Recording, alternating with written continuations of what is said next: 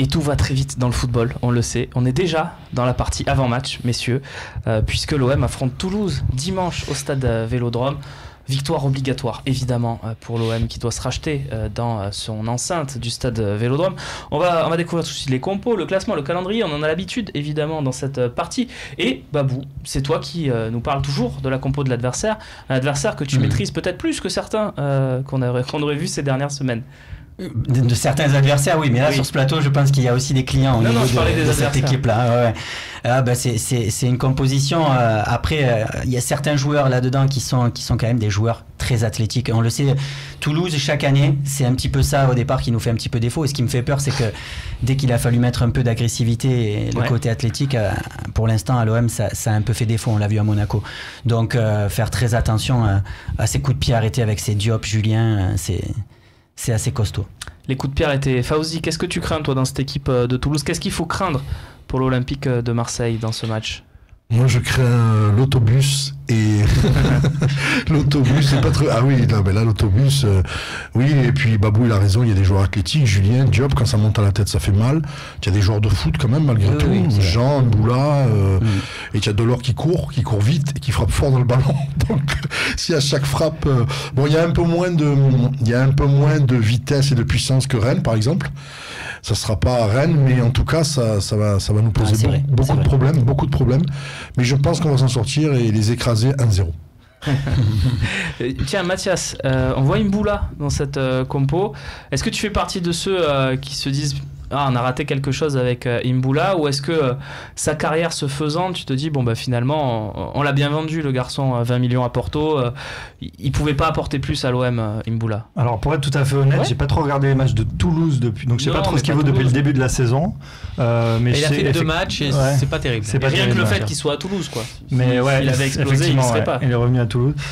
Bon, moi j'aimais beaucoup Mboula quand il était à Marseille, mais je trouvais qu'il était vraiment trop irrégulier, c'est-à-dire qu'il faisait un match magnifique et on disait voilà, on a le meilleur milieu de la Ligue 1, et puis pendant 2-3 matchs on le voyait plus trop. Je pense que s'il devait exploser à Porto, il aurait explosé à Porto. Romain Mboula, c'est un danger ou c'est pas un danger? Non, je trouve que c'est une chance de la fin. Alors il suffit bien sûr de dire ça pour qu'il sorte le match de sa vie dimanche soir, mais je trouve que c'est une chance. Toulouse, d'habitude, il jouait avec 4 éléments offensifs, avec Toivonen juste derrière Delors. Et là, du coup, ça sera au Vélodrome, il va peut-être sortir du Cahuzac, il va peut-être nous mettre justement ce Mboula. Et c'est une chance parce que il n'est pas encore. L'équipe découvre un peu Mboula et on sent Toulouse mal à l'aise. On les sent gênés de jouer avec lui puisqu'il a un jeu atypique. Il peut être gênant aussi. Il peut être gênant, exactement. Donc profitons qu'il soit dans cette phase-là. Et il remplace dans le 11 de Toulouse un certain Machache. Qu'on verra plus lui. On le salue évidemment, mais si vous n'avez pas vu ce qui se passe autour de Machache, je vous invite à aller lire notamment La Dépêche du Midi qui a fait un très bon article aujourd'hui sur le cas Machache. C'est assez spécial. Voilà. Je demande peut-être à vous, il était comme ça quand il était à Marseille aussi? Il a toujours été comme ça, ce joueur, ou... Il a eu quelques accrochages à l'entraînement aussi. Il en a eu 2 notamment. Et puis après, il a totalement disparu des radars. Et... Il en avait déjà eu un à Toulouse, c'était déjà à Marseille. Ça, oui. Ça, c'est dommage parce qu'il était prometteur, mais j'ai l'impression qu'il pète un câble 2 fois par an au moins. Oui, c'est dommage. C'est bien résumé. Messieurs, nouveauté. Babou, tu as pu découvrir ça dans le talk précédent. Le coach, c'est nous. Hommage évidemment à un certain slogan. Donc le coach, c'est nous. Ça me plaît beaucoup. Vous êtes 4 autour de la table. Vous allez faire la compo ensemble de l'OM pour affronter Toulouse. La majorité l'emportera, voilà, même si Fauzi, tu veux voir Youssouf Sarri par exemple. Si les autres ne le veulent pas, ce ne sera pas Youssouf Sarri.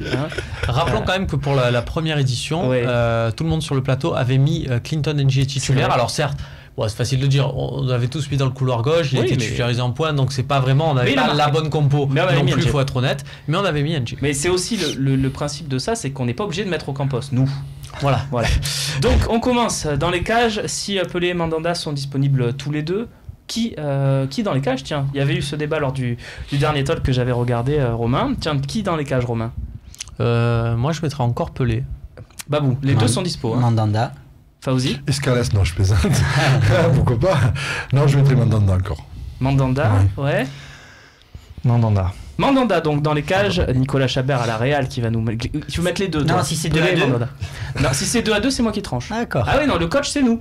On va te mettre un peu de pression alors. Soyons clairs. Donc défenseur droit, Sakai, pas de débat évidemment. On en a un autre. J'ai une doublure moi pour Sakai. Oui. Sakai titulaire indiscutable, bien évidemment. J'ai Ali Abdallah. Oui, on en a déjà beaucoup parlé sur le Il est prêt. Il est prêt? Oui, il est prêt, tu trouves? Ouais. Moi, il est prêt. Ah, c'est vrai qu'il fait une très bon début de saison. Ouais, on l'avait vu sympathique aussi sur la préparation. J'avais trouvé pas mal, notamment à il est prêt. En plus, il était numéro 10 quand il a commencé, donc quand il se retrouve dans des zones intermédiaires offensives, et ouais, il est bon. Il n'est pas emmerdé avec le ballon. Il n'est pas emmerdé avec le ballon. C'est un garçon très intelligent, il sait défendre. Il sait défendre. Il est pas mal. Donc quand on fait sortir Sakai, il vaut mieux faire rentrer Ali Abdallah. Très bien, le message est passé. Mais donc la compo avec Sakai, évidemment la défense centrale, Rami, tout le monde sera d'accord je pense. Bah oui. Par contre, Abdenour, il me semble qu'il n'est pas encore disponible. Donc c'est Rolando, est-ce que vous êtes tous d'accord pour Rolando? Puisque le coach c'est nous. Rolando. Oui, mais peut-être que Mathias voudra. C'est ça. Moi, je vais être fidèle à mon duel et puis je vais dire Camara à côté de Rami. Ouais. Non, Rolando. Donc ça sera Rolando, messieurs, à côté de Rami. L'arrière gauche. Ah. Est-ce qu'on remettrait pas Tonton Pat? Non, ma vie. Ma vie, messieurs. Ah ouais, à la vie à la mort. À la vie à la mort, c'est bon ça. C'est très bon. À ma vie donc. On reste sur le système du 4-2-3-1. Vous êtes tous d'accord puisque c'est ce qu'essaie de mettre en place Garcia. On va essayer d'être réaliste. Donc à côté de Gustavo, parce que pareil, Gustavo, je pense qu'il est intouchable et que tout le monde voudra le mettre. Qui on met? Puisqu'on n'a pas mis Camara en défense centrale. J'essaie d'être factuel. Moi, je mets Camara. Ouais. Alors, parce que je trouvais que Zambo, c'est une super décision de mettre Zambo à Amiens. Parce que c'est un bon choix. C'est à l'extérieur, il y avait beaucoup un combat physique et il a été très très utile. Il a fait son meilleur match de la saison et il a fait un super match. Oui. Mais là, pour la réception de Toulouse, voilà, quand on parlait tout à l'heure de qualité technique et autres, il vaudrait mieux avoir Camara dans l'entrejeu parce qu'il y aura moins ce. Même si Toulouse est une équipe athlétique, pour Camara. Le combat se situera moins à ce niveau-là. Je vote Camara aussi pour jouer aux côtés de Luis Gustavo. Camara. Il est dispo Sanson ou il est blessé? C'est pas bête aussi. Il est dispo Sanson. Ouais, bon, moi je mettrais Sanson, mais est-ce que ça fera changer? Est-ce que ça vous fait changer d'avis? Non, il peut jouer plus haut Sanson. C'est une bonne idée aussi. Ouais, à domicile en fait, je mettrais Sanson. Il est suspendu, me glisse-t-on dans l'oreillette. Bravo Nicolas, effectivement, on l'avait complètement oublié. Et bravo. Mais bravo à Camille, tiens, qui a soufflé à Nicolas. Bravo.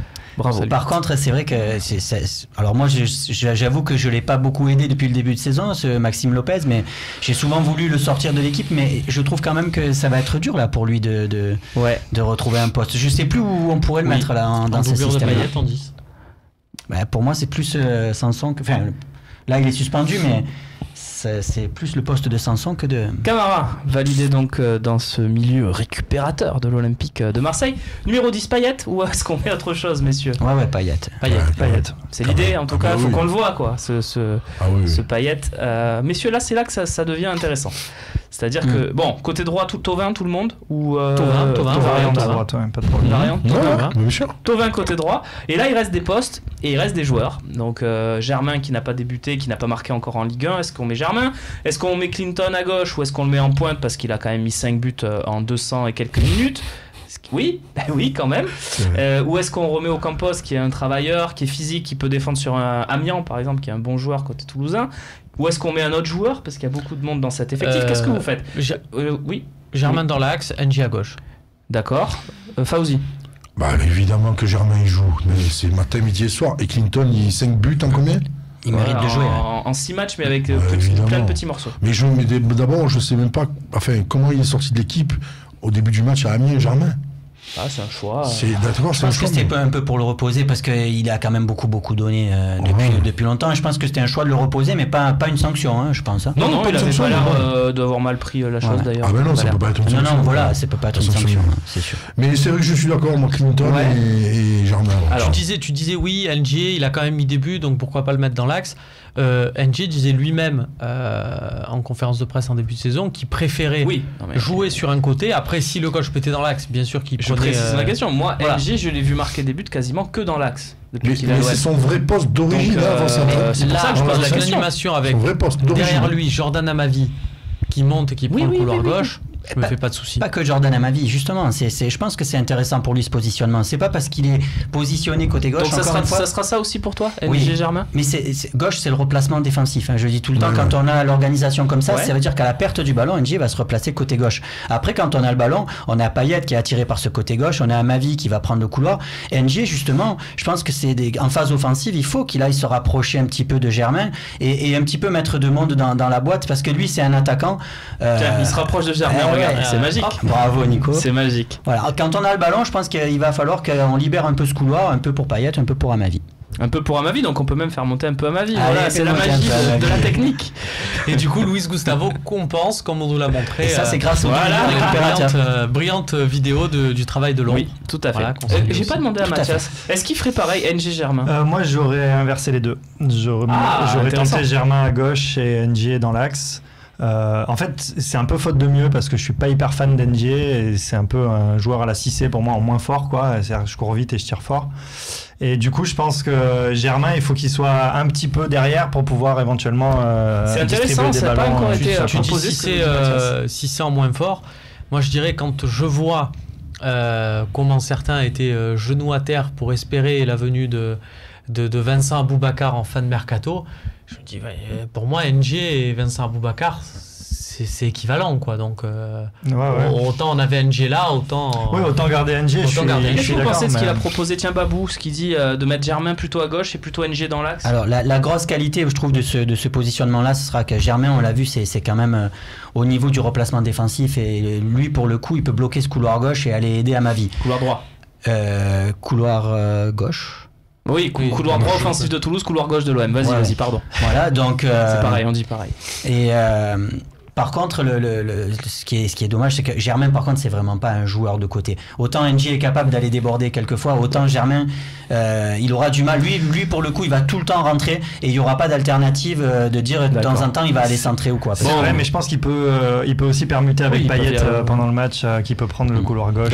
On va remettre quand même NG à gauche et valider donc cette compo avec Germain. Donc dans l'axe, voici messieurs ce que vous voulez voir dans ce match. Le coach, c'est fini, mais on va regarder le classement de l'Olympique de Marseille en Ligue 1 pour voir que ce match revêt une importance pas capitale encore, mais quand même pour pas laisser filer trop de points et trop les concurrents qui sont Saint-Etienne, Bordeaux et Lyon notamment cette saison apparemment. Nice qui revient aussi un petit peu derrière. Voilà, il faut prendre les 3 points, c'est important. Le calendrier, tout le monde peut revenir et... Alors, rappelons qu'on est quand même au mois de septembre. Romain. Non, mais je dis ça parce que je me suis beaucoup de commentaires parce que Barcelone a 7 points d'avance sur le Real Madrid. Apparemment, le titre est joué en Liga. Calmez-vous tous, s'il vous plaît. Moi, j'ai beaucoup aimé la réaction d'un entraîneur d'Angers. Quand il a perdu contre Metz, on lui a dit qu'il a perdu contre le dernier. Il a dit, mais vous avez vu contre qui ils ont joué les premiers matchs? Paris, Bordeaux. C'est belle équipe. Mais c'est non mais ça, je dis ça parce que il y avait un truc sur le talk entre Romain et moi la saison dernière sur le FC Metz. Les fidèles du talk sont au courant. Tu avais annoncé que c'était la surprise de la Liga. Ils ont fini 12e. Surprise. C'est surprenant. Ouais. C'est vrai. Le calendrier avec Fabrice donc pour décrypter tout ça. On voit qu'au bout de 3 journées donc il y a cette trêve internationale. Donc il reste quoi? Il reste 3 matchs en 8 jours et puis après c'est repos. Donc ouais, 3 matchs à gérer aussi. Je pense que là, moi, si j'étais en tout cas l'entraîneur de l'OM, je me positionnerais sur le championnat et c'est vrai qu'à Salzbourg, je ferais un petit peu tourner. Donc pour moi, on peut sacrifier le match à Salzbourg. J'ai pas dit sacrifier parce que c'est ça, c'est ça qui m'énerve. C'est à chaque fois quand on parle de 11 types et que je parle de groupe et que je parle de rotation, je pense qu'une rotation bien mise en place, c'est justement ne pas avoir de 11 comme l'avait Bielsa par exemple, où tu as vraiment les titulaires et le gars quand il joue, il sait qu'il joue avec les remplaçants. Est-ce qu'en fait, pour toi, la notion de sacrifice, ça sera quand on mettra Patrice Evra? Non, par exemple, Patrice Evra, je le ferai jouer à Salzbourg. Mais par contre, je mets un avis contre Nice et contre Toulouse. Très bien, on a compris en tout cas. S'il y a un match à sacrifier, à faire tourner ce que vous voulez, vous voyez ça entre vous, c'est Salzbourg, effectivement. On est tous d'accord. De par le déroulement de la poule. Et puis on a 3 points déjà. Voilà. On conclut cette partie, je vous propose de découvrir Florian Thauvin. Tiens, 4 matchs à suivre. Voilà, pourquoi pas. Je ne l'avais pas vu venir. Lille-Monaco le vendredi. Et puis Bordeaux qui reçoit Guingamp, Lyon qui reçoit Dijon. Donc voilà, on disait les adversaires vont sûrement prendre des points, même si Saint-Etienne pourrait être accroché par Rennes. On l'a vu, c'est solide à l'extérieur et c'est rapide. Ça va vite. Ouais, tout à fait. On conclut cette partie avec Florian Thauvin qui évoque en quelques secondes les difficultés de l'OM dans le jeu. On a joué beaucoup de matchs aussi depuis le début de saison. La fatigue, elle commence à se faire ressentir. Nous, après, on s'accroche, on essaie de faire le maximum. Le plus important, c'est de gagner les matchs. Après, on fera ce qu'il faut pour y mettre la manière. On fera ce qu'il faut pour la manière, voilà, c'est la façon parfaite de conclure, puisque vous réclamez du jeu à cet Olympique de Marseille. Florian Thauvin en est conscient, peut-être dès Toulouse, dès dimanche. On passe tout de suite à la partie suivante.